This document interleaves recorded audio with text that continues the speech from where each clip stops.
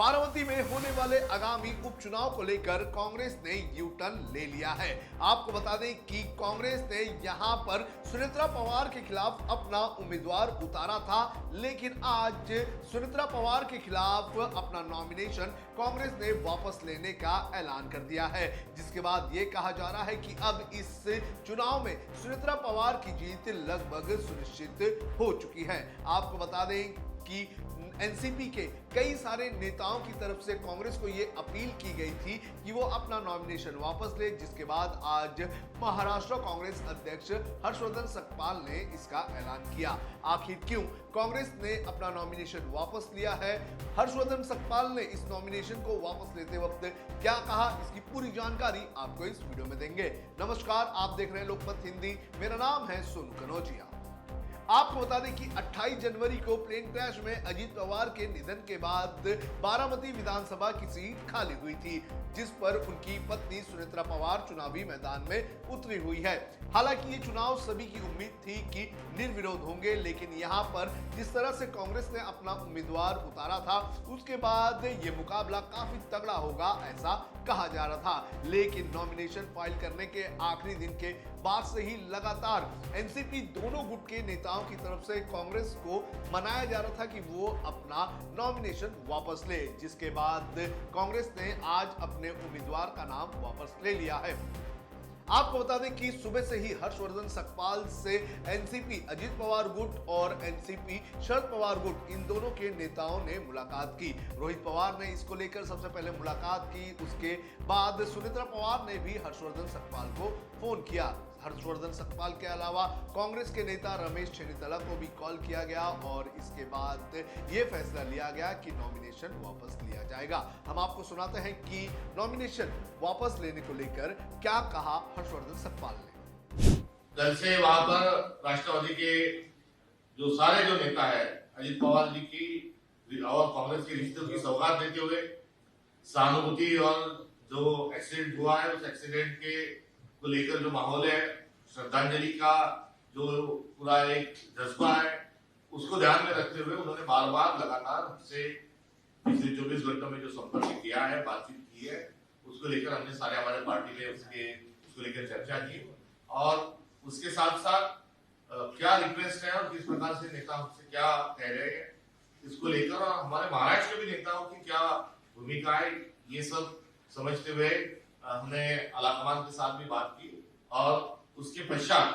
यहाँ पर ये चुनाव हर हाल में लड़ना ही चाहिए था। ये सच्चे होने के बावजूद एक सभ्यता के तौर पर और एक सहानुभूति के तौर पर इन चुनाव में कांग्रेस का हमारा उम्मीदवार जो है वो विड्रॉल करने जा रहा है। तो क्या पवार साहब को सुना आया था, सुनीता जी मेरी मल्लिका ये इसमें जो उम्मीदवार है और वो मुख्यमंत्री भी है सुनीता पवार जो है उनका इसको लेके उनका लगातार इसको लेकर फोन पर उनकी बात हुई। उसके पश्चात छगन भुजबल जी जो है उनकी पार्टी के नेता उन्होंने बात की, धनंजय मुंडे जी ने बात की, जो मंत्री है मसरंदाबा पाटिल वो उनके नेतृत्व में कांग्रेस एक राष्ट्रवादी कांग्रेस का एक शिष्टमंडल भी हमारे दफ्तर में मिलने के लिए आया और इसके साथ साथ जो बारामती से और बारामती से जिनका रिश्ता है, पवार परिवार से जो आते हैं, राजनीतिक दल अलग होने के बावजूद एक अजीत पवार की मृत्यु के बाद श्रद्धांजलि हेतु ये चुनाव में आप नहीं लड़ते हो तो ठीक रहेगा। एक रिक्वेस्ट को लेके आज रोहित पवार इन्होंने भी संपर्क किया। उसके साथ साथ जो सुप्रिया सुले जी जो है उन्होंने भी उसको लेकर बात की, शरद पवार जी की बात को भी उन्होंने हमारे सामने रखा और इन मुद्दों को लेकर हमारे पार्टी के आला कमान ने बड़ा दिल दिखाते हुए यहाँ पर उम्मीदवार न डालने का, विड्रॉल करने का फैसला लिया है। हालांकि हर्षवर्धन सकपाल ने यह भी कहा है कि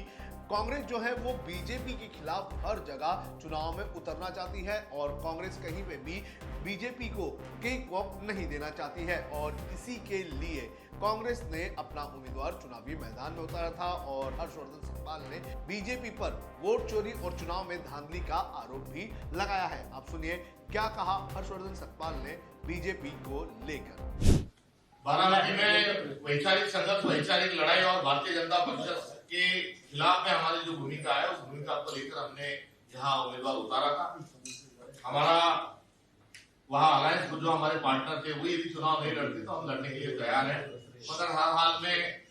उसका विरोध होना चाहिए। भारतीय जनता पार्टी जो वोट चोरी के माध्यम से और उसके साथ साथ पैसों के माध्यम से चुनाव आयोग को उन्होंने जेल में डाला है, इन चीजों के कारण से जो चुनावी प्रक्रिया जो है चुनाव प्रक्रिया में बहुत अफरा तफरी और गलत चीजें वो कर रही है। ये चीज का भी उसमें अहम भूमिका रही और इसके चलते हमने वहां नॉमिनेशन हमारा डाला था। और हाल में हमें चुनाव लड़ना ही चाहिए। हम हमारी मांगों पर कायम हम हमारी मांगों पर कायम हैं और हमारे कैंडिडेट ने एक बयान जो दिया था कि यदि आप बार बार लगातार कह रहे हो, मैं मराठी के भी पत्रकारों को कहना चाहूंगा कि बार बार लगातार यदि वो कह रहे हैं कि आप विड्रॉल लो, तो हमारे कैंडिडेट ने कहा था कि हाँ हम तो बिल्कुल एक झटके में ले लेंगे, आप पहले एफआईआर तो दर्ज करके दिखाइए। तो ये उनका जो स्टेटमेंट था वो भूमिका थी, उस भूमिका की हम सराहना करते हैं और उस भूमिका पर और उनके स्टेटमेंट पर हम कायम है। मगर यही दिखाते हुए कहीं ना कहीं भारतीय जनता पार्टी ने भी दिखा दिया है कि हमें यहाँ पर ये जो अपराध है वो रजिस्टर करने का वादा हमने नहीं है, हमें वो हिम्मत नहीं है। तो इस चुनाव में अब देखना जरूरी है कि आगे क्या होता है। भले ही कांग्रेस के जो उम्मीदवार है आकाश मोरे, उन्होंने अपना नॉमिनेशन वापस ले लिया होगा आला कमान के कहने के बाद, लेकिन अभी भी यहां पर चुनावी मैदान में लगभग 25 कैंडिडेट बताए जा रहे हैं। आपको बता दें कि इस सीट के उपचुनाव को लेकर लगभग 52 उम्मीदवारों ने अपना नॉमिनेशन फाइल किया था, जिसके अंदर लगभग 20 से 25 उम्मीदवारों ने नाम वापस ले लिया है। लेकिन अभी भी लगभग 25 के आसपास उम्मीदवार जो है वो चुनावी मैदान में हैं।